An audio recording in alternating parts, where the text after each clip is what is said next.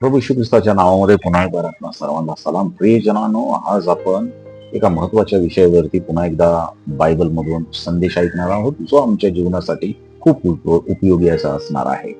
यशायाचं पुस्तक 14 अध्याय 12 ते 14 वचन यावरती आधारित आपण आजचा संदेश थोडक्यामध्ये आपण ऐकणार आहोत.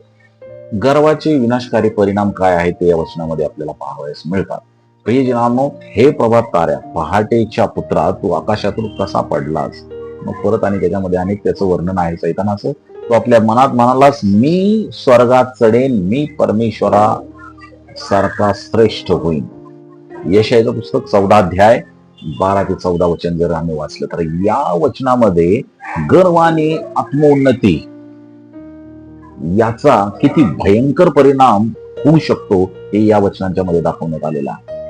या वचनांच्या मध्ये बाबेलच्या राजाचे वर्णन वारंवार आपल्याला विचारात येतं या वचन वाचल्यानंतर. परंतु जे ख्रिस्ती विश्वासक आहेत, जे ख्रिस्ती विद्वान आहेत, यांच्यामध्ये या वचनामध्ये सैतानाच्या पतनाची जी गोष्ट आहे, छाया आहे, ती दाखवण्यात आलेली आहे.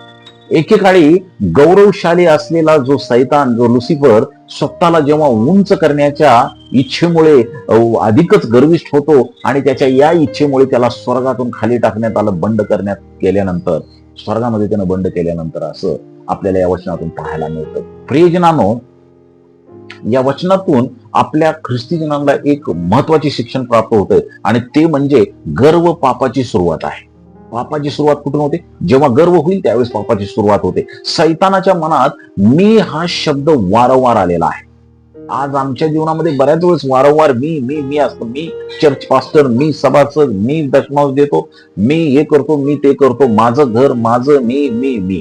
प्रियजनांनो, सैतानानं सुद्धा बंड करण्याच्या अगोदर त्याच्या मनामध्ये हा गर्व मीपणा आला होता.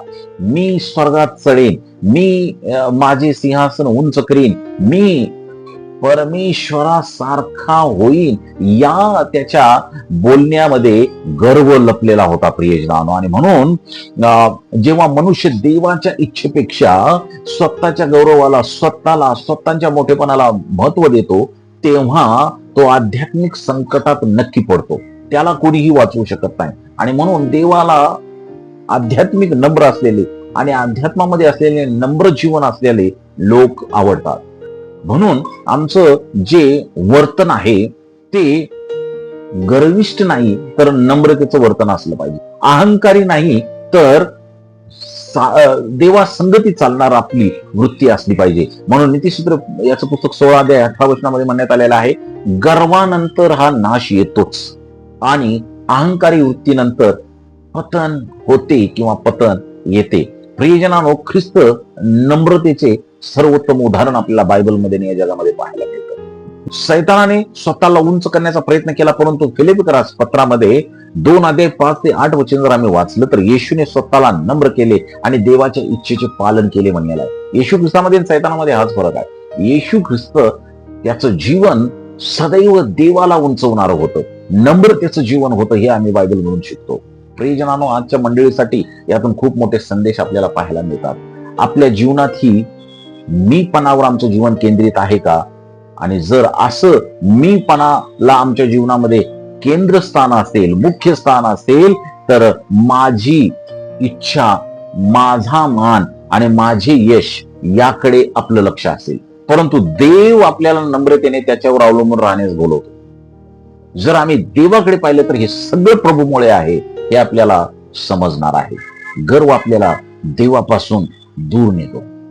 तर ज्यावेळेस आपल्यामध्ये नम्रता येते, ती नम्रता आपल्याला त्याच्या परमेश्वराच्या कृपेकडे अधिक घेऊन जात असते. प्रियजनांनो, यशाया 14 अध्याय आणि 12 ते 14 वचन आपल्याला सावध करत आहे की गर्वामुळे अगदी सर्वोच्च स्थानावर असलेलाही कोणीही असो तो पडू शकतो. म्हणून आपण नम्रता, आज्ञाधारकता आणि देवावरील पूर्ण अवलंबित्व जोपासलं पाहिजे आमच्या जीवनामध्ये. कारण प्रियजनांनो, याकोबाचं पत्र 4 अध्याय 6 वचन म्हणतो, देव गर्विष्ठांचा विरोध करतो पण नम्र जनांच्यावर तो कृपा करतो. देव बाप तुम्हाला आशीर्वादाने भरो. Amen. May God bless you.